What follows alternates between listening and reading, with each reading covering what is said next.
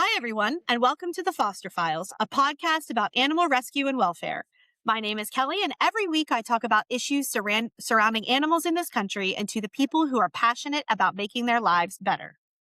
This week, I'm speaking with Suzanne Gonzalez, the president and co-founder of Pennsylvania Voters for Animals. PAVFA is an all-volunteer organization committed to supporting candidates and elected officials who work to enact comprehensive and compassionate animal protection legislation in Pennsylvania. Hi, Suzanne. How are you today? Hi, Kelly. Oh, I'm doing so well. Thank you. Thank you so much for joining me. It is such a pleasure to have you on. I am so excited to hear about all the work that your organization is doing for animals in Pennsylvania, which of course is my home state. But before we dive into that, why don't you tell me a little bit about the founding of the organization and how you guys got started? I would love to. Thank you so much. And I was so excited to learn that about your podcast and all the great work that you're doing, and also that you're in Pennsylvania. So I was like, oh my gosh, this is wonderful. So Pennsylvania Voters for Animals, we do call it PAVFA for short. It's a mouthful. Um, but we are a 501c4 nonprofit, and I will talk a little bit about a 501c4 for your listeners. We're also nonpartisan, so everyone is welcome. We are focused on, as you did a great job introducing, we are focused on advancing stronger animal protection laws across the state of Pennsylvania. And I, along with three other animal advocates, well, actually, they always say they all knew me, but through all the work that we did over the years as individuals, rescuing animals, volunteering for shelters and rescues, we all came together and we said, wouldn't it be great if we formed an organization that could really focus on, without too many limitations, focus on advancing stronger animal protection legislation. And I want to give a shout out to Allie Taylor, who was on your podcast Mm-hmm. not too long Yep. ago, from Voters for Animal Rights. I Yep. had learned of that organization, and I contacted Allie and I said, I love what you're doing. I love the model that you employ, like for your nonprofit. And she said, Suzanne, she said, start a 501c4. She actually pointed me to an organization called Animal Defense Partnership, and they do pro bono legal work for animal protection or rescues, anything to do with animals. This organization was phenomenal, and they walked me through the 501c4 application process. So I have to thank Allie Taylor of Voters for Animal Rights in New York, as well as Animal Defense Partnership. They made it so easy. So we came together. We said, let's start this organization, and that was in 2023. We did get our IRS determination letter, so our happy letter, they call it, that we were granted a 501c4 status. And then we officially launched our organization in October of 2024. So we're basically a very new organization, new and growing, but we're all volunteer, and we are committed to advocating and supporting stronger animal protection legislation in Pennsylvania. And of course, I'll share more about that as we go on.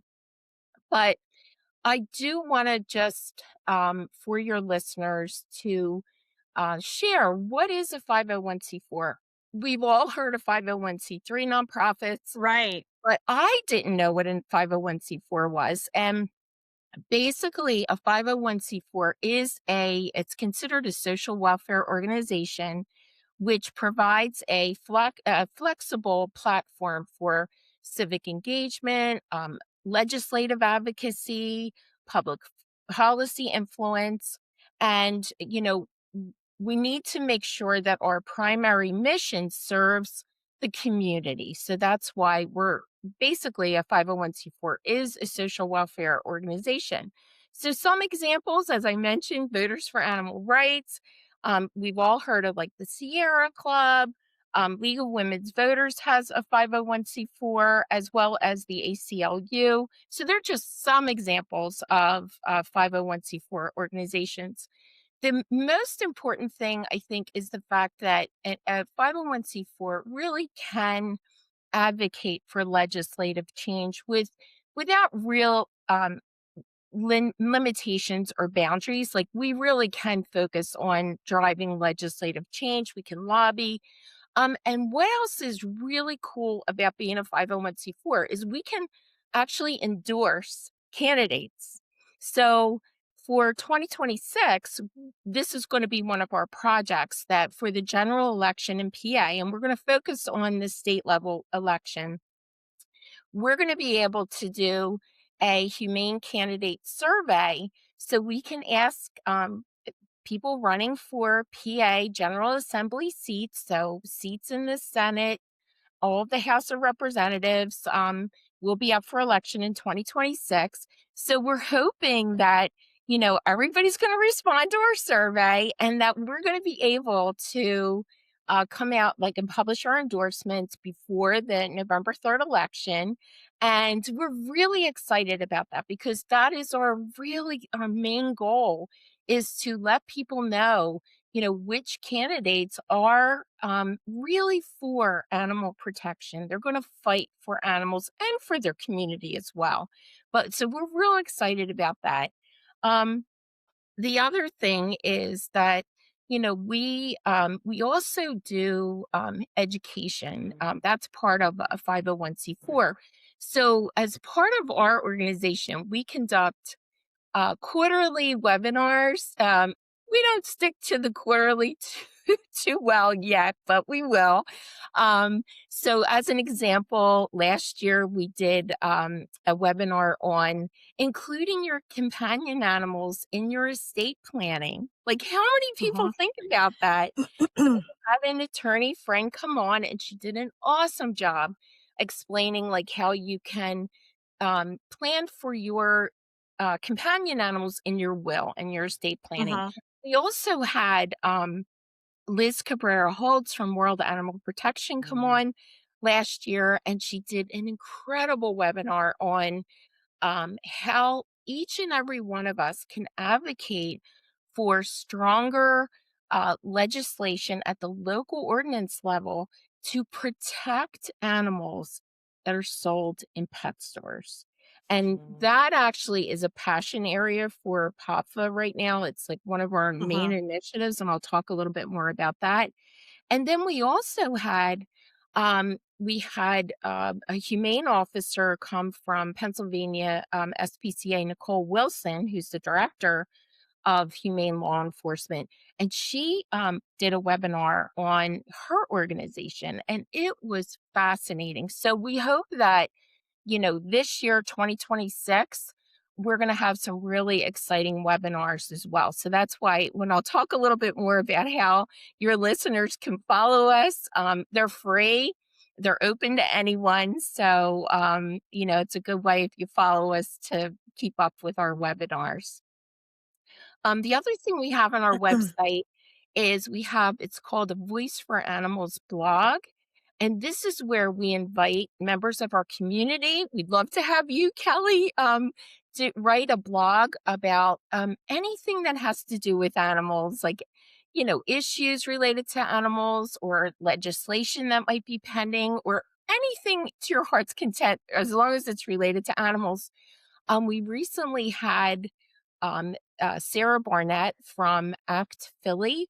She wrote, it's still up on our Voice for Animals blog, and it was her testimony at the dog breeding moratorium hearing in Philly. That just It, happened. it just Hmm. happened. And Like literally within the last month. yeah, and Hmm. it was, we were there, Karen Winkler, who's a board member, and our treasurer, and myself, we went to Philadelphia. And it was so compelling. And we also met Cindy Bass, the city council woman who introduced the bill. And she actually wrote a blog that we posted on our social media accounts. And that's what we want to do. That's part of, our sharing with the community about issues, about legislation, and really informing people and also calling people to action. So, so they're just, brief examples of some of the work that we've done as far as like informing people.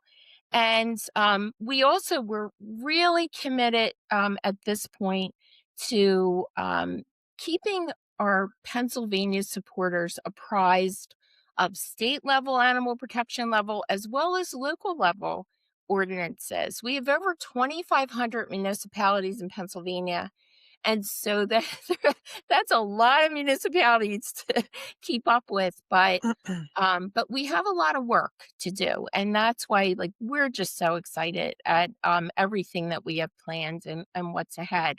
And as I mentioned earlier, one of the really, key functions for 501(c)(4), it's not our main function, but it is, a wonderful opportunity for us, is to be able to endorse political candidates and publicize their endorsements. So that's something that we will be doing. So, can I ask you a question about that Of real quick? Because course. I have like 20 questions from everything that you Mhm. just said, but I want to start with that one. So, what are you asking in that humane survey that leads you to just consider endorsing? Because I think that it would be important for voters to know what is going behind, what information are you getting is that's driving that endorsement. So I'm so curious about what you're asking those candidates. That's just such a great question. And today I actually did have a meeting with one of our volunteers, and she's a retired psychologist, which I appreciate so much because we're developing the survey as we speak. Oh, okay. And so what the survey, it's not, of course, not near final, but what we're going to do is we're going to ask candidates. So they could be incumbents, so somebody that's already sitting in a House position or a Senate seat. And so they've already had the opportunity to,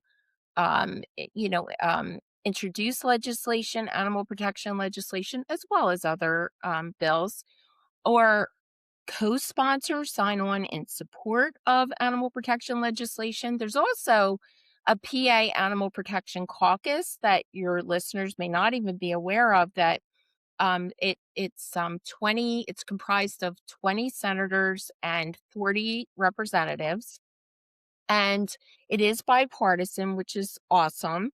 But they are a dedicated group of PA, representatives and senators who are working to advance animal protection. So, back to your question. So, the survey needs to be fair and balanced. That is absolutely 100% required. That so when we ask questions, we have to consider that there may be people running for office that haven't held an office, that haven't had an Hmm. opportunity to introduce a bill. So the way we have to word the survey, and I'll just give an example, is would you support a bill? So you could say, and I'll talk a little bit more about some of the existing legislation. So you could say, would you support a pet sales ban bill like Victoria's law, where dogs, cats, and rabbits would be prohibited from sale in pet stores? And the answer could be yes, no, maybe. You Hmm. just I'm throwing that out there as an example. Yeah, yeah. No, I But understand. Yeah. yeah, and then to give them an opportunity to comment on, to further clarify their answer. But this will enable us to question them on their stance on existing legislation, or we could also ask them, would you support a bill that prohibits wildlife killing contests? Or a bill that prohibits traveling animal circuses. So that's, and one of the other things, it's just finding out from them, like, do you have any companion animals at home? Just Uh-huh. questions like that you could ask them, and we will ask them, but really focusing on either pending legislation or potential legislation. Mhm. And that's going to help us additionally as we go into the next legislative session, so 2027, 2028. That'll help us glean, from this information that we're gathering, where's like our strong support coming from. And then also it most importantly, it will help our community.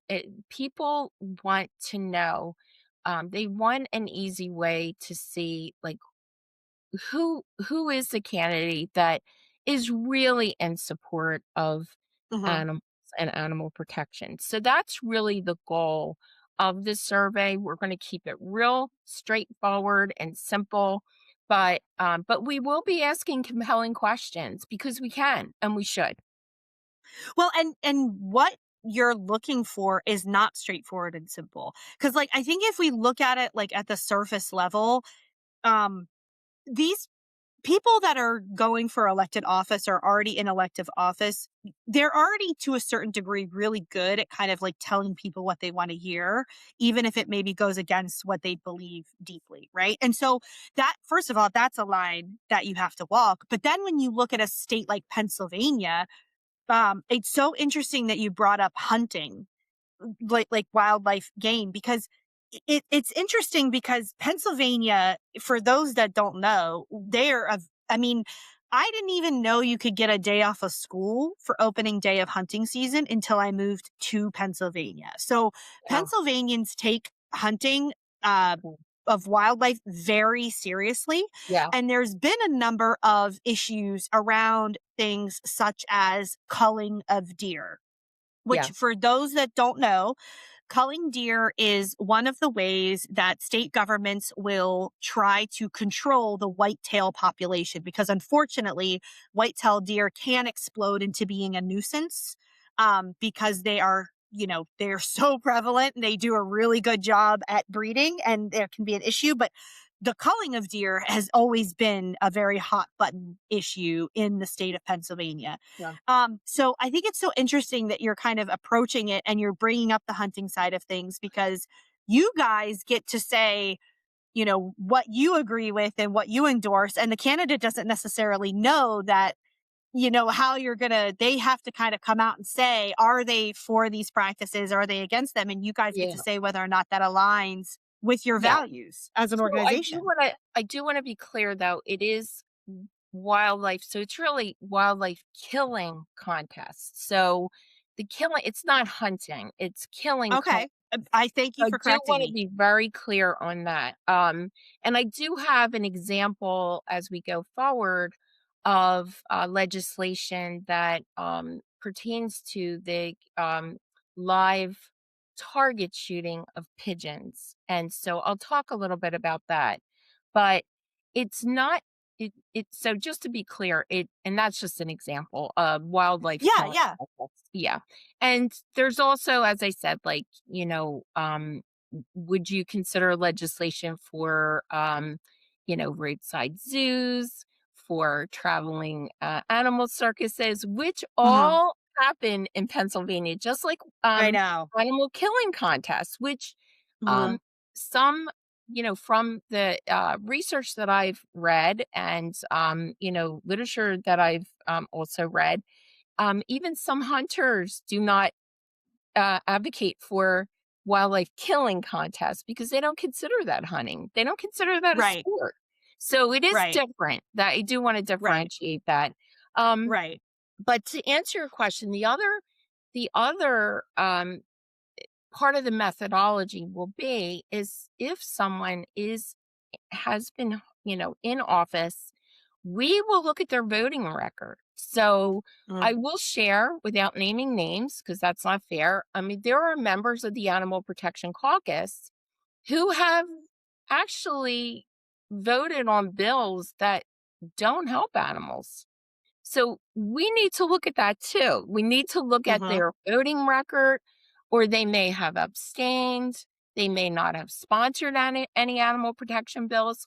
So there is a lot that goes into the methodology behind this candidate endorsement survey. So it's not something that we're going to take lightly, but it has to be fair. It has to be unbiased.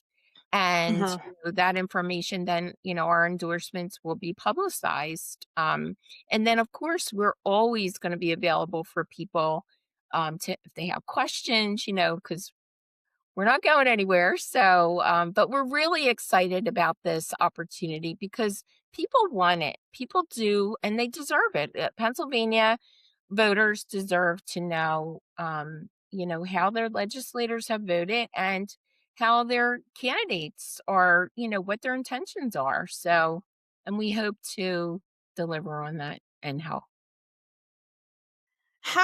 It sounds like right now, because obviously the midterms are coming up. Yeah. A lot of people are focusing on the midterms and they're incredibly important.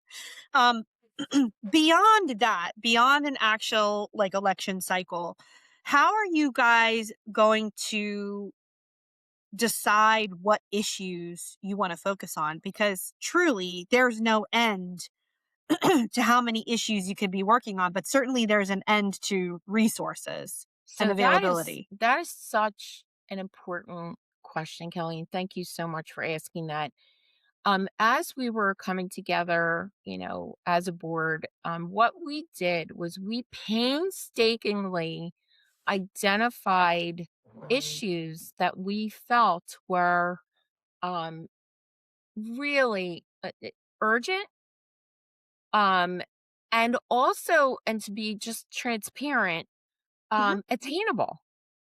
Right. So, we didn't want to just, you know, pie in the sky. I mean, we do have some long term legislation that probably won't happen in my lifetime. I mean, I'm just being very honest with you.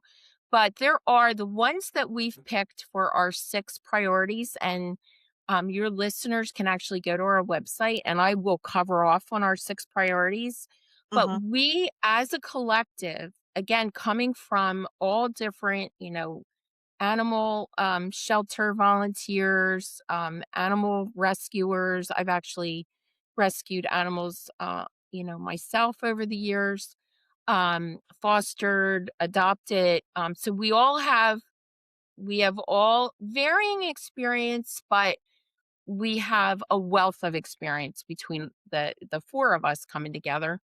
We also have a veterinarian on our board now, Dr. Melissa Resnick, who is incredible. And so, she lends her perspective. But when we came up with these 4 initiatives, it really was, what do we think is the most urgent, the most impactful, and what's also attainable? Let's be realistic.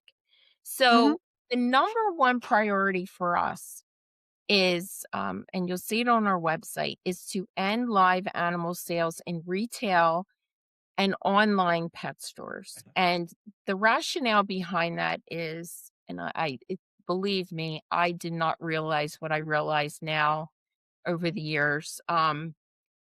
All animals, or most animals sold in retail pet stores, come from commercial breeding operations. So, Right. AKA puppy mills. We all know, at least in Pennsylvania, we know what a puppy mill is. And Right. Pennsylvania, as Lancaster County is seen as the puppy mill Puppy mill capital capital of the United States. of the Hmm. East. Yeah.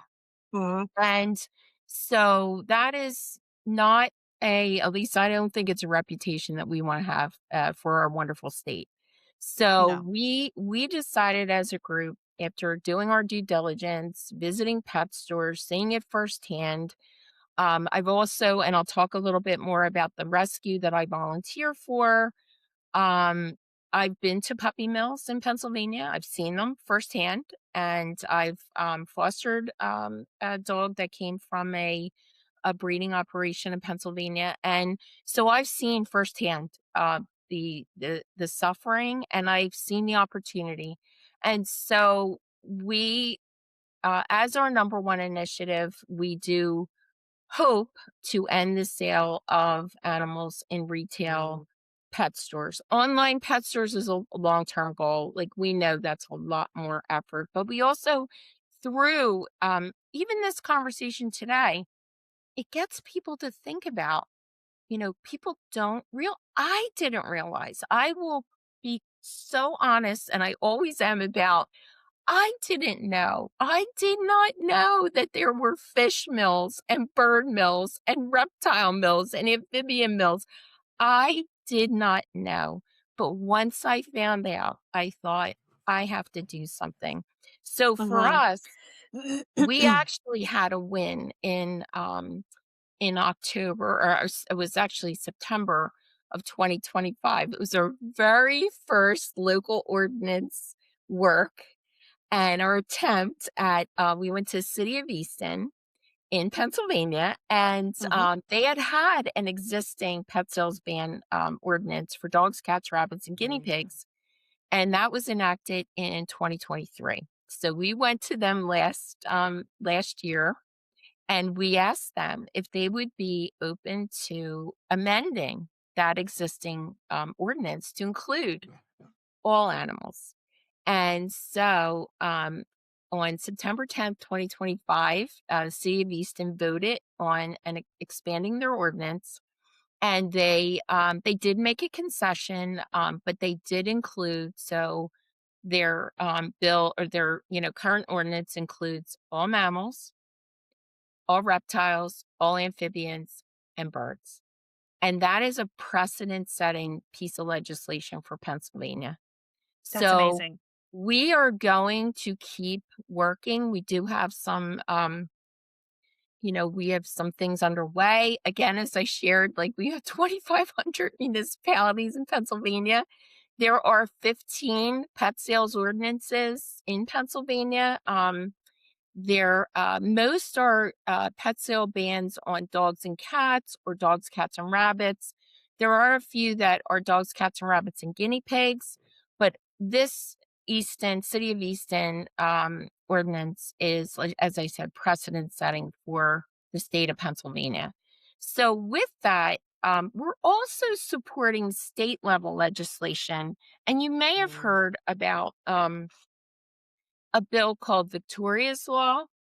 It's House Bill 1816, and there's a Senate version of Victoria's Law, which is 1190.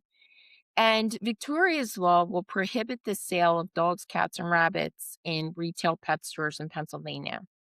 So I do want to let your listeners know. I mean, this is a bill that has been introduced over, several legislative sessions, and disappointingly, it has not advanced. So we're trying again, 2025, 2026 legislative session.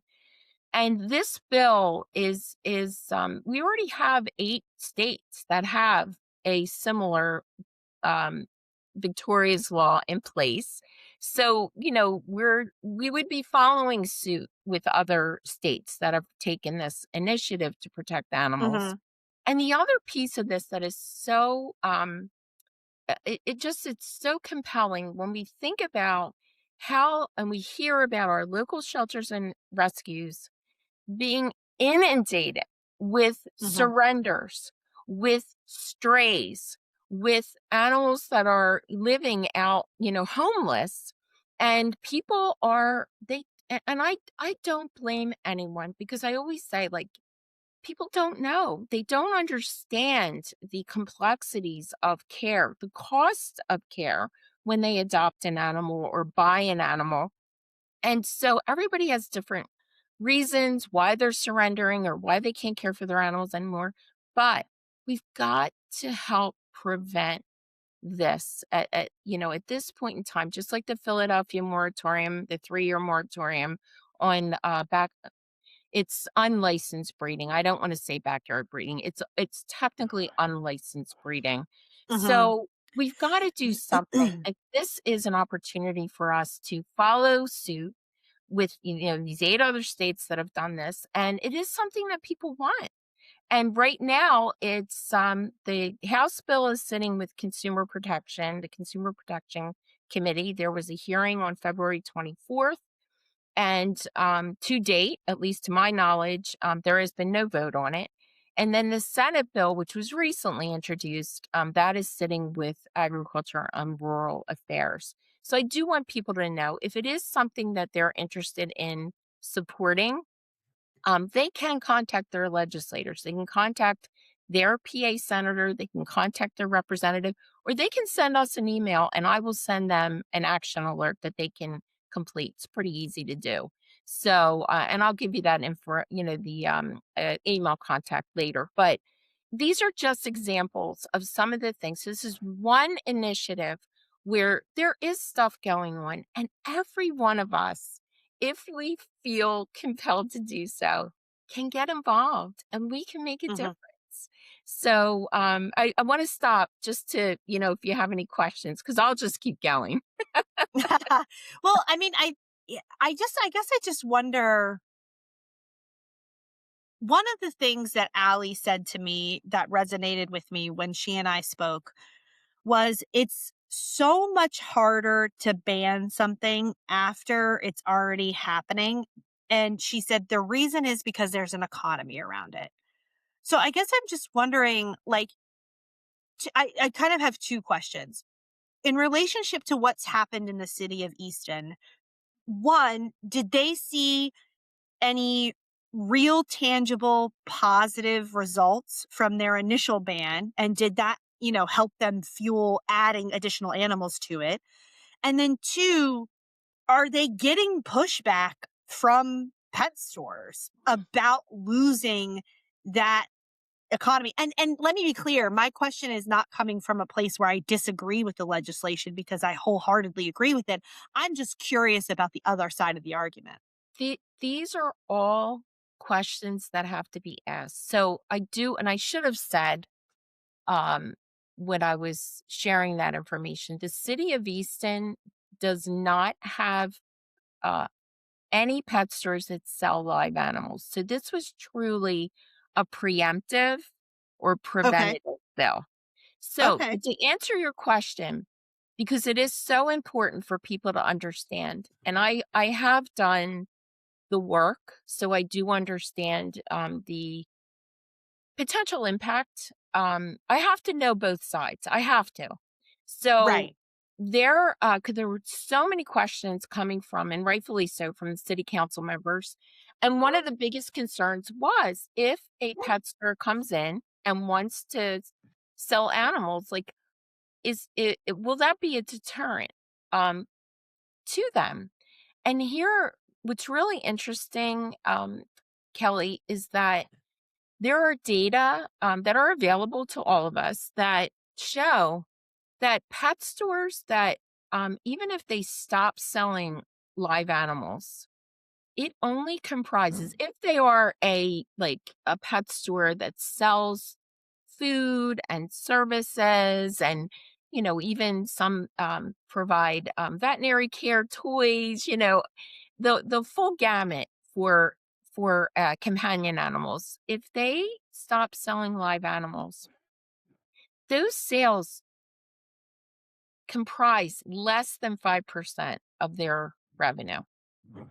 And Wow. what is also compelling, is that when a pet store transitions to a humane model of sourcing animals, so working with their local rescues, working with their local shelters, people actually, um, the community gets excited and gets behind them.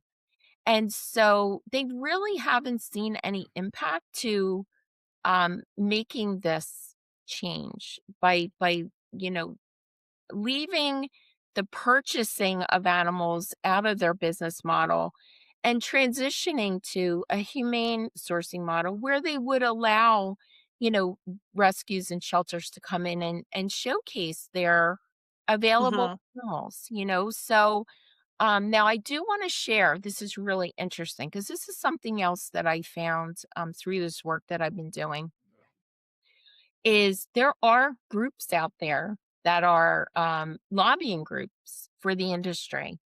And so when we did do the City of Easton ordinance, and because any legislation that is, being considered, it does have to have a public comment period. And so, and that's fair. That is fair. People should know what their legislators, their, municipal city councils, township board of supervisors, whomever, what they're working on and what they're doing. And so once this ordinance or bill, this proposed bill was made public, the lobbying group in particular did come out, and they started really, ramping up efforts to get people that lived in Easton to implore their city council members to vote no. And so we did have to scramble. I'm just being very transparent. Like, we did have to Well, quickly I'm react. wondering what their primary point was. What was their So counterpoint that even kind of got to ears? I'm curious about that. so this and then to further this point, and I'll answer that question. When we were at the public hearing for Victoria's law, which is the state level bill that would ban the sale of dogs, cats, and rabbits, they came out for that hearing as well in opposition. And it's Right. actually available, that the hearing is available to watch. But key points were that it reduces the choices for consumers because they won't be able to buy animals in pet stores. That was a big one. Also that it would so limit choices.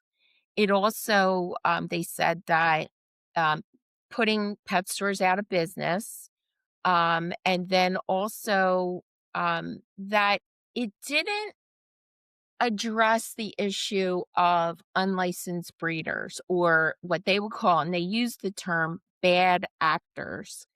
And so I sat there, and again, like, really trying to keep an open mind. I do have a business background as well as a healthcare background, and I was like, I do try to listen, and it's like point counterpoint, but many of their arguments, or the opposition, it doesn't hold water. It Right. doesn't put anybody out of business unless, and I do, again, very transparent, if a pet store sells dogs only, yes, it's gonna put them out of business. Absolutely. Right. If they have no other, they don't have a product line, they don't sell accessories, they don't sell services, it will put them out of business.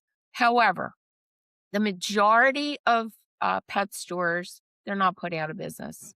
It is a small percentage of the revenue comes from the sale of live animals. It really is that draw into the store. I mean, people love to bring their kids into a store and say, "Oh, look at the birds, look at the fish, look at."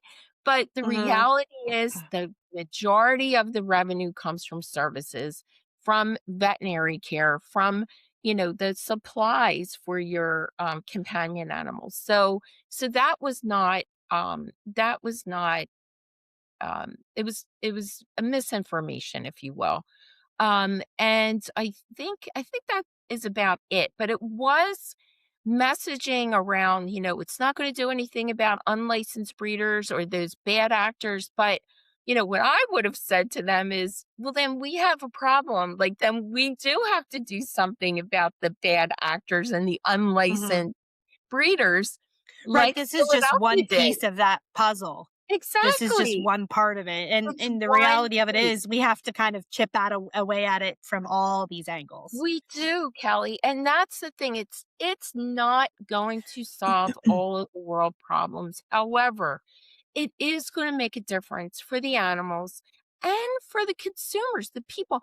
People don't realize, when they go into a pet store, they don't realize that they are supporting a system of, sadly, cruelty and neglect. I mean, many of these Hmm. animals, especially your fishes, your birds, your reptiles, your amphibians, they don't even make it to the pet store. So many of them, even if they do make it, they're sick.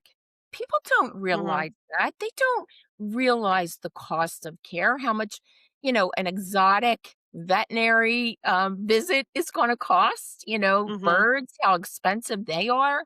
So, consumers are not being told the truth.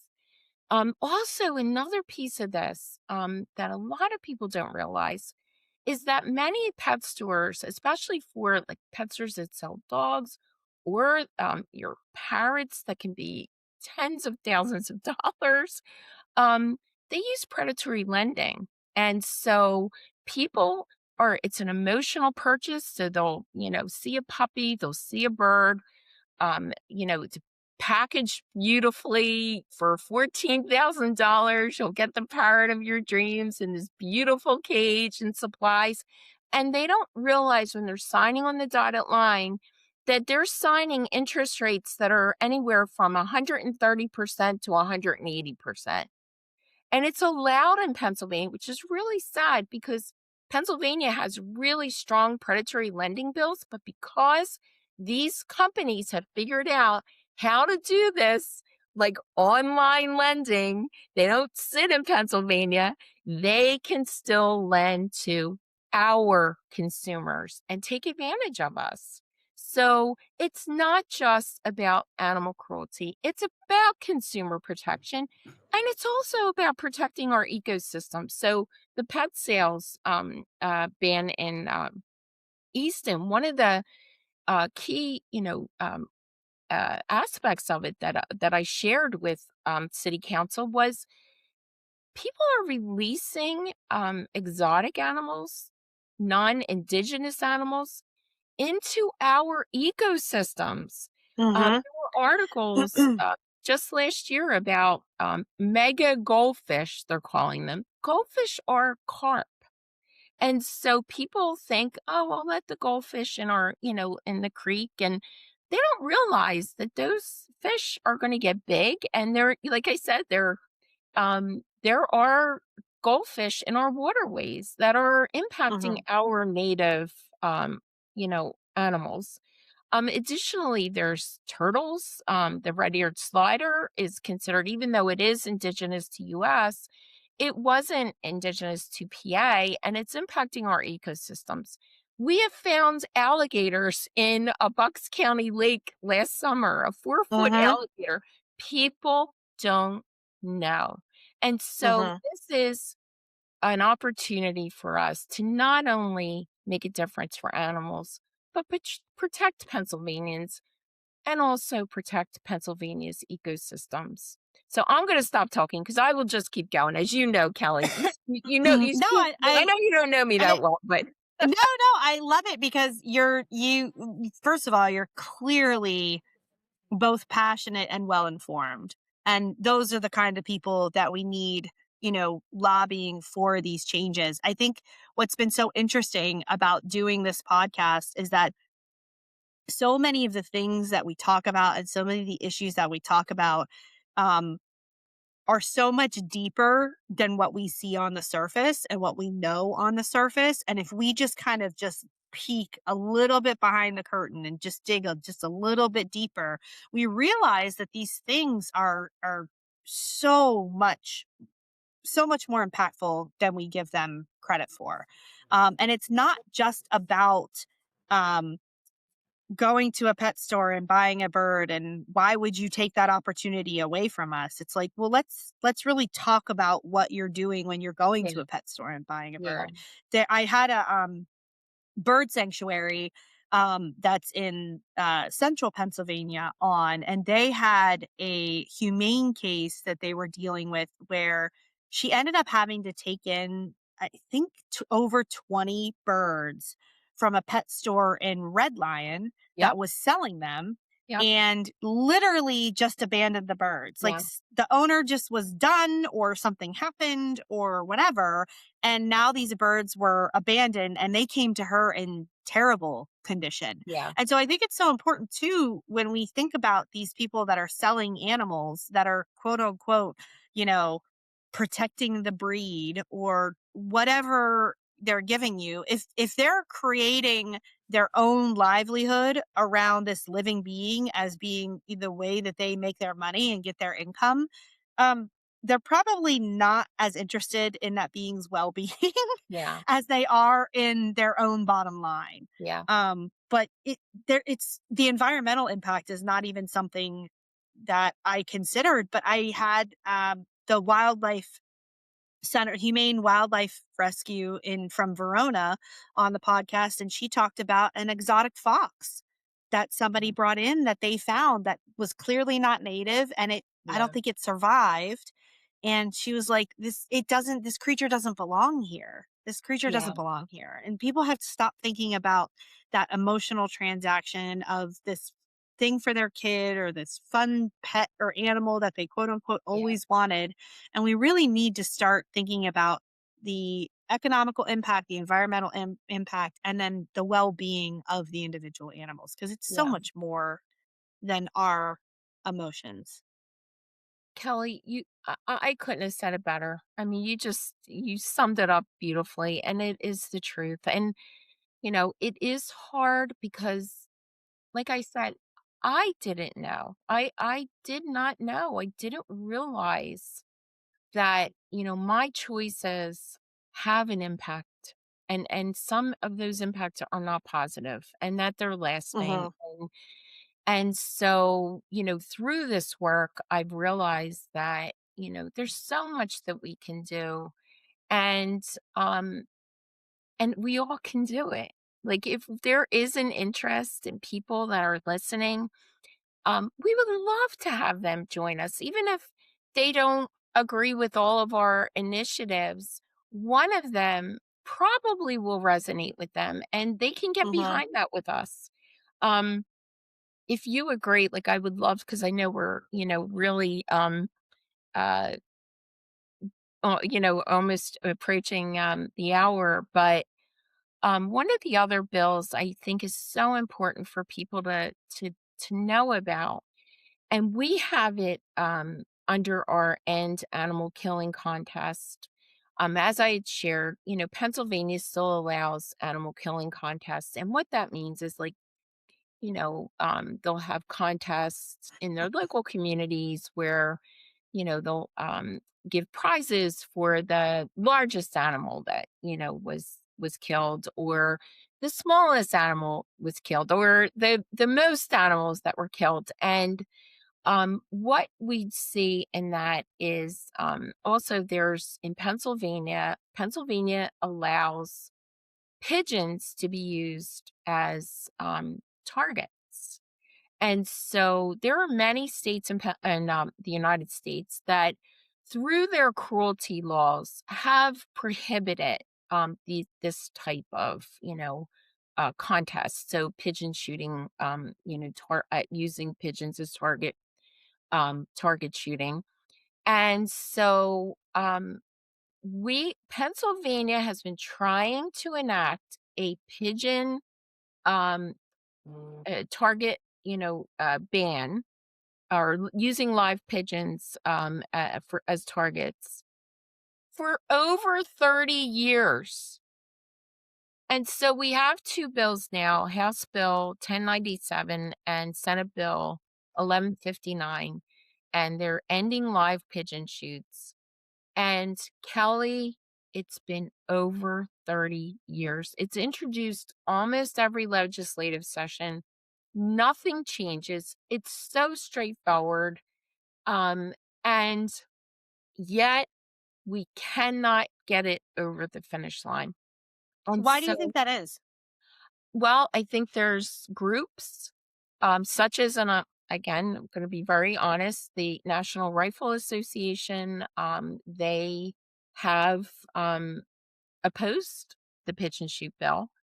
And so I do think that they are a powerful group that has a lot of Oh, influence. yeah, that's pretty clear. Yeah. And there's other groups that do come out in opposition, but I do think that the people, and most of the people that I talk to, as I shared, articles that I've read, papers that I've read, even the hunting community, as you said, it's very strong in Pennsylvania.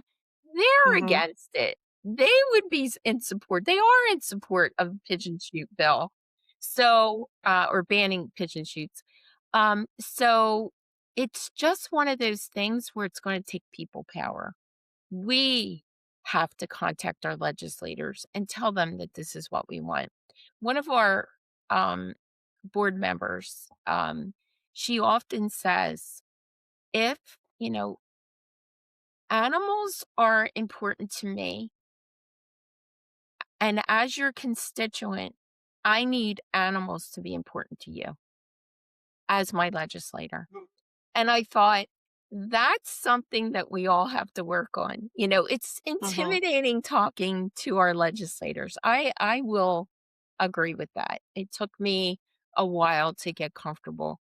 But at the end of the day, we put them in that seat. They are Mm-hmm. our voice. They are working for us. For us.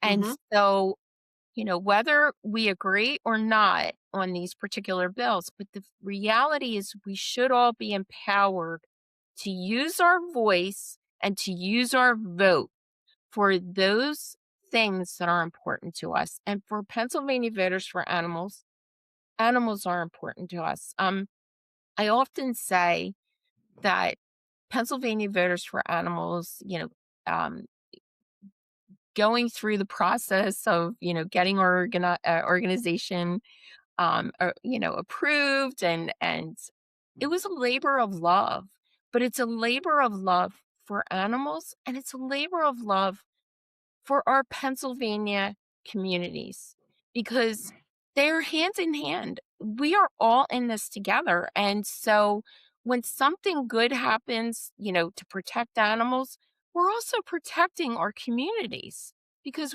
we are impacted by this. So pigeon shoots, we don't need it. It's a violent, the animals suffer terribly. We don't need this in our community.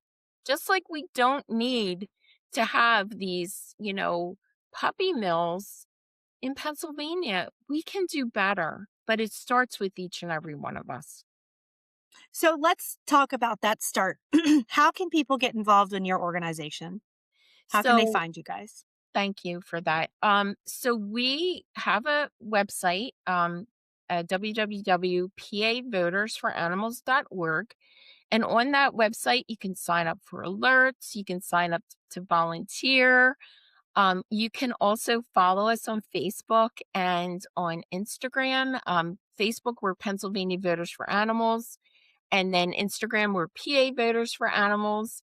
And we really do. We encourage people to follow us and sign up for alerts. I do manage the social media, and whether good or bad, and I also do manage our website. So I'm a busy lady, but as I said, it's a labor of love. So yes, connect with us through our website, connect with us through social media. We're also, our email is info@pavotersforanimals.org.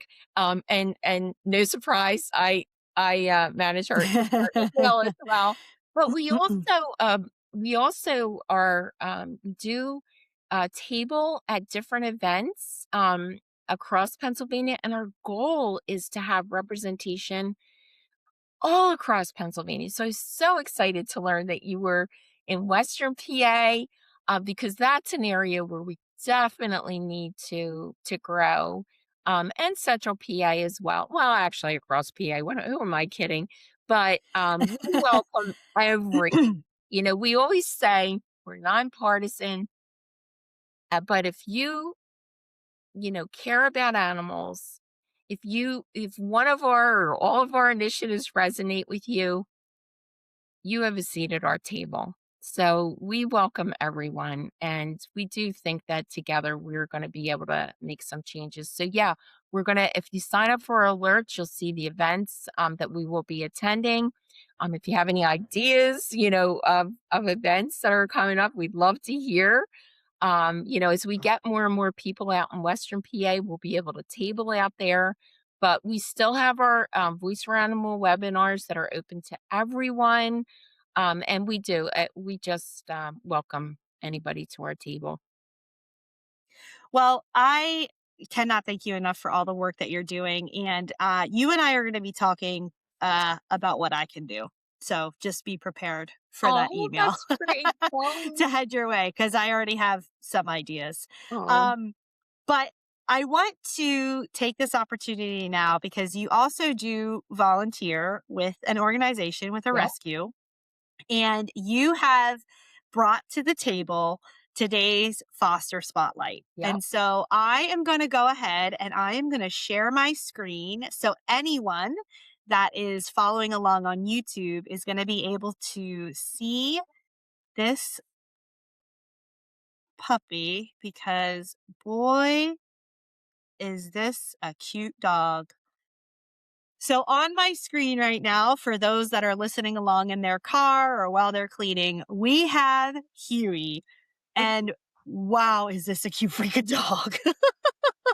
So tell us all about Huey and where people can find Huey. So Huey, it was rescued by Finding Shelter Animal Rescue. So they are a 501c3 nonprofit, no-kill volunteer supported animal rescue, and it's all foster based, but they are located in Montgomery County, Pennsylvania. Huey is, as you can see, he's a little 8-month-old miniature dachshund. And Huey was rescued from a Pennsylvania puppy mill.